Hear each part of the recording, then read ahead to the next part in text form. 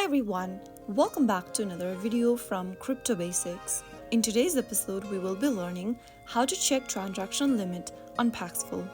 To check your transaction limits on Paxful, launch open the Paxful application and log into your account.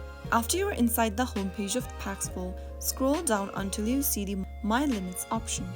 There, you will be able to see the limits for buying, selling, and transferring cryptocurrency.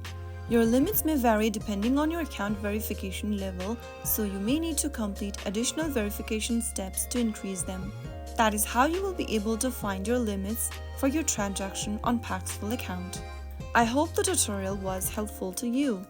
If it was, go ahead and give us a thumbs up. Don't forget to subscribe to the channel by hitting that subscribe button. Press the bell icon so that you'll never miss another upcoming upload from us. I will be back again in the next episode. Thank you for watching.